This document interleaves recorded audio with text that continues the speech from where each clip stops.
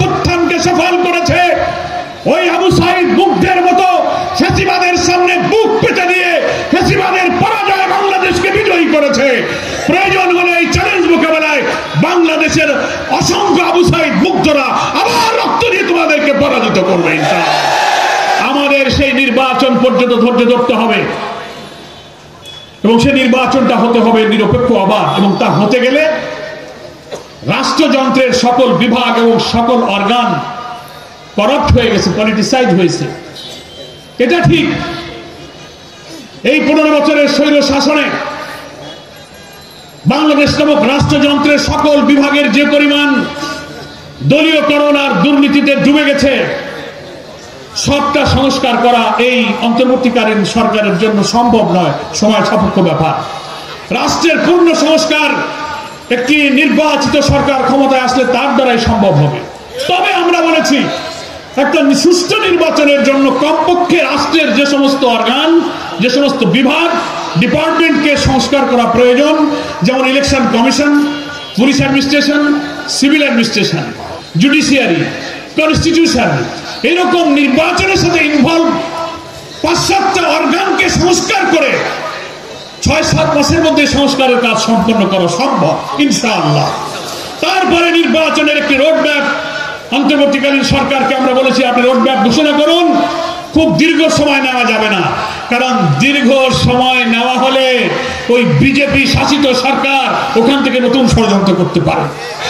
খুব সংক্ষেপেও যেমন সম্ভব নয়, খুব লম্বা সময়ের প্রয়োজন নেই, মাঝামাঝি এই ন্যূনতম সংস্কারে যতটুকু সময় সম্ভব বাংলাদেশ জামাত ইসলামী সেইটুকু সময় দিতে অন্তর্বর্তী সরকারের প্রতি আমরা রাজি আছি, আমরা সম্মত আছি।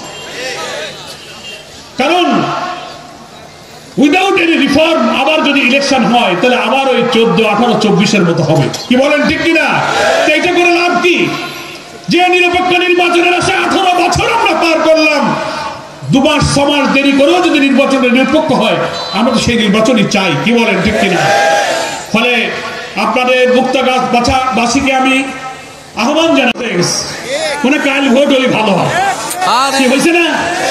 কেন দরকার থেকে রে বাবা, তুমি তো ধৈর্য ধরেছ, আরো কিছুদিন 15 বছর তুমি যখন ধৈর্য ধরলে, তার একটু ধৈর্য ধরে সেই নির্বাচনটা হোক যে নির্বাচনে সবাই খুশি হয়।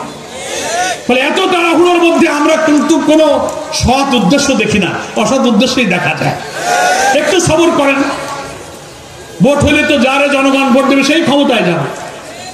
সেই জন্য আমি ফ্যাসিবাদ বিরোধী আন্দোলনে রাজপথে যারা আমরা একসাথে হাতে হাতে মিলে লড়াই করেছি, দল মতের ভিন্নতা থাকলেও সকল রাজনৈতিক দলের প্রতি জুলাই অভ্যুত্থানের যে মূল চেতনাকে ধারণ করে একটি সুষ্ঠু নির্বাচনের প্রশ্নে ভারতীয় আধিপত্যবাদের তবেদার থেকে বেঁচে থাকার জন্য এটি জাতীয় ঐক্যের যে ডাক আমাদের প্রিয় আমিরে জামাত ডাক্তার শফিউর রহমান দিয়েছেন, জাতীয় ঐক্যের প্রতি শ্রদ্ধা জানাবার জন্য আমি সকল রাজনৈতিক দল এবং দেশবাসীর প্রতি আহ্বান জানাই।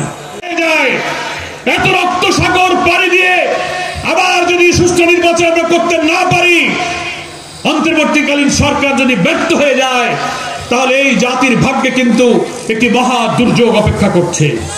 সেই দুর্যোগ নেমে আসলে কোন চাঁদাবাজি, মস্তানি আর রাজপথ গরমে কিন্তু সেই দুর্যোগ থেকে জাতিকে আপনি বাঁচাতে পারবেন না। ধৈর্য ধরতে হবে, অন্তর্বর্তীকালীন সরকারের নির্বাচনী প্রক্রিয়াকে সাহায্য করতে হবে। মুক্তাগাছাবাসী সবাই আমরা রাজি আছি।